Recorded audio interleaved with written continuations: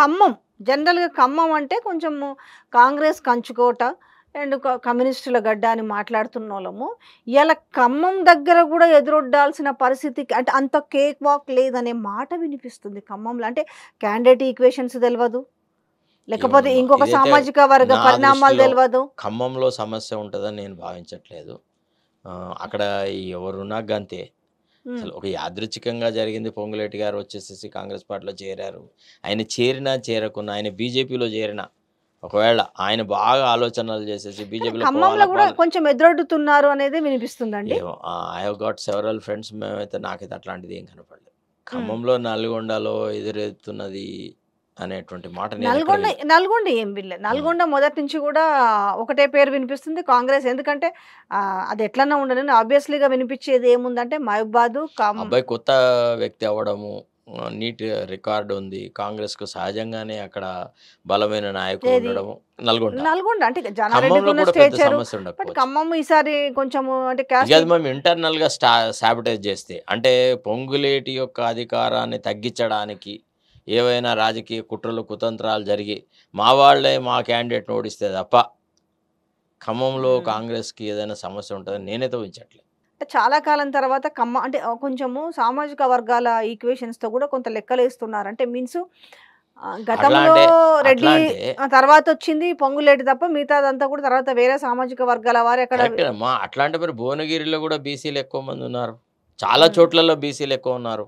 ఇంతమంది రెడ్లకు ఇవ్వాల్సిన అవసరమే లేదు. ఇప్పుడు రెడ్డిలకి టికెట్లు ఇచ్చిన చాలా చోట్లలో బీసీల పాపులేషన్ ఎక్కువుంది. కానీ బీసీలలో ఐక్యత లేకపోవడము, వాళ్ళు, వాళ్ళు రకరకాలుగా విడిపోవడము, అంత పొలిటికల్‌గా వాళ్ళు మ్యాచ్యూర్డ్ అవ్వకపోవడం, అది సహకరిస్తూ సరే వచ్చింది. ఒకటండి. సరే ఒకటి. ఒకవేళ మనం అనుకున్న దాంట్లో ఒక 6 సీట్లు 5-6 సీట్లు కాంగ్రెస్‌కనుకోండి. ఒక 7, 8 సీట్లు ఒక బీజేపీకనుకోండి. ఒక 2, 3 సీట్లో లేకపోతే 3, 4 లేకపోతే 2 అసలు రావు అది పక్కన పెడదాం. బీఆర్ఎస్‌కనుకోండి. ఏది ఏమైనా ఇక్కడ బీజేపీకి గనక సీట్లు ఒకటో, రెండో కాంగ్రెస్ కంటే ఎక్కువ కనిపిస్తే అంటే ఎ ఎలా ఉండబోతది? ఒకటి కేంద్రంలో బీజేపీ ప్రభుత్వం ఉండి, ఇక్కడ ఒకవేళ కాంగ్రెస్ కంటే ఎక్కువ బీజేపీ సీట్లు సంపాదిస్తే, మా ప్రభుత్వానికి దినదిన గండమే. రోజు సమస్యలు సృష్టిస్తారు బీజేపీ వాళ్ళు. హ్మ్. ముఖ్యంగా అమిత్ షా అనే వ్యక్తి చాలా రివెంజ్‌ఫుల్ పర్సన్. ఆల్రెడీ హ్మ్. రేవంత్ రెడ్డి మీద ఒక రకమైనటువంటి కామెంట్స్ ఆయన చేసున్నాడు.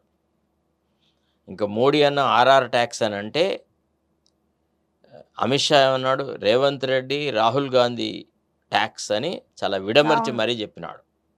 తర్వాత ఎంతైతే కక్షపూరితంగా అమిత్ షా పోతాడో, దాన్ని మనం అంతా చూసాం గతంలో. ఇప్పుడు చిదంబరంని జైల్‌లో పెట్టడం అనేది, చిదంబరం యూనియన్ హోమ్ మినిస్టర్‌గా ఉన్న కాలంలో ఈయన అరెస్ట్ అయినాడు. ఈయనని చాలా సమస్యలు ఎదుర్కొన్నాడు అన్న ఉద్దేశ్యంతోని, అప్పటి పగ ఇప్పుడు తీర్చుకున్నాడు గదా! కాబట్టి వాళ్లకు వాతావరణం అనుకూలంగా ఉంటే, అంత సులభంగా రేవంత్ రెడ్డిని వదిలెట్టరు. మరి ఈయన ఒకవేళ శరణాగతి అన్నాడనుకో, "ఏహే! వాళ్ళుంటే ఏంది, నేనుంటే ఏంది, నేను మీ వాడినే గదా!" అనే మాట అంటే అది వేరు. ఆ మాట ఆహ్, ఆ టైప్ ఆఫ్ సంకేతాలిచ్చినట్టుగా మా బడే భాయ్ అన్న దగ్గర నుంచి తనకు చాలా విమర్శలు ఎదురైన నేపథ్యంలో కొంత డోస్ పెంచి ఆహ్, అంటే కొంత స్ట్రాటజికల్‌గా వెళ్ళాడా? లేకపోతే అసలు ఎట్లెళ్ళిండో రేవంత్ రెడ్డి గాని, మళ్ళీ దాని తర్వాత బీజేపీ మీద మళ్ళీ కాసేపు కౌంటర్ అటాక్ ఇయ్యడం, కాసేపు ఇయ్యకపోవడం. రెండోది ఇంతమంది బీఆర్ఎస్ వాళ్ళు, బీజేపీ వాళ్ళు గూడా అన్నారు. రేవంత్ రెడ్డి వస్తే స్వాగతిస్తామని, రేవంత్ రెడ్డి ఏకనాథ్ షిండే అని మాట్లాడినప్పటికి చిన్న మాటకు రియాక్ట్ అయ్యారు రేవంత్ రెడ్డి. ఈ విషయంలో మాత్రం మీరెవర్రా బయ్ చెప్పేది? నేనెందుకు బీజేపీలోకి పోతా? నేను సవ్యంగా ఇక్కడే 5 ఏండ్లు నేను ముఖ్యమంత్రినిగా ఉంటాను అనే మాట ఎక్కడ ఆ స్టేట్మెంట్ రాకపోవడం కారణం ఏంటి? మరి ఏది మాట్లాడాలి? ఒకటి ఫస్ట్ ఆఫ్ ఆల్ అది ఆయన విచక్షణకు సంబంధించింది. ఒక్కొక్కసారి ఏదో గాలివాట మాటలు మాట్లాడుతుంటే ముఖ్యమంత్రి ప్రతి మాటకు రియాక్ట్ అవ్వాల్సిన అవసరం లేదు. First point.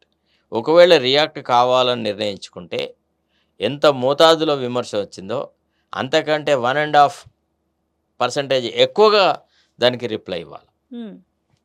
That is my view of issue. I don't respond to a baseless criticism. If I decide to respond to A particular criticism, I will answer it in the fitting language. తర్వాత చాలా తక్కువగా మాట్లాడుతూ సందర్భోచితంగా మాట్లాడే ముఖ్యమంత్రులే చాలా గట్టి ప్రభుత్వాన్ని నడపగలుగుతారు. ఏ ముఖ్యమంత్రులు రేవంత్ రెడ్డి గారు మాట్లాడినంతగా మాట్లాడలే గత చరిత్రలో గమనిస్తే. ఆంధ్ర రాష్ట్రం ఏర్పడినప్పటి నుంచి మా అంటే పొలిటికల్ ఇది మంచి ఫ్యామిలీ పరిణామమే అంటారా? ఇంత అగ్రెసివ్‌గా అవసరం లేదు. అదంతా అవసరం లేదు.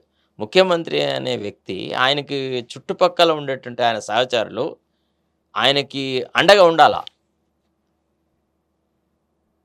ప్రతి చోట రాముడే కొట్లాడినాడమ్మా. లక్ష్మణుడు ఏడైనాడు.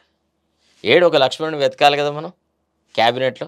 అదే ఇప్పుడు కాంగ్రెస్ పార్టీలో నివురు గప్పిన నిప్పులాగా ఉన్నట్టేనా కాదు, క్యాబినెట్? కాంగ్రెస్ పార్టీలో రాముడు ఉన్నాడు. మా ముఖ్యమంత్రి రాముడు అనుకుందాం. లక్ష్మణుడు లేడు. ఏడి లక్ష్మణుడు? ఒక్కరిని చూపెట్టండి ఫలానా మంత్రి. ఆ ప్లేస్‌కి రానివ్వట్లేదు కదా. రానివ్వట్లేదా, వాళ్ళు వస్తున్నారా, వాళ్ళు రావట్లేదా అనేది డిఫరెంట్ థింగ్. సైలెంట్‌గా ఉన్నారు. కానీ you are not able to perceive that collective image that the cabinet is strongly behind the honourable chief minister and they will defend him అనేటువంటి ఆ స్ఫూర్తి లేదు. ఒక కోమటిరెడ్డి 1-2 సార్లు అని అంటే గ్రాటిట్యూడ్గా, తర్వాత ముఖ్యమంత్రి మీరే అని అన్నందుకు ఆ మాట అన్నాడు అని అనుకుందాం. కానీ మిగతా వాళ్ళు ఎవరు అంత గట్టిగా అంత పట్టుదలగా చెప్పట్లేదు.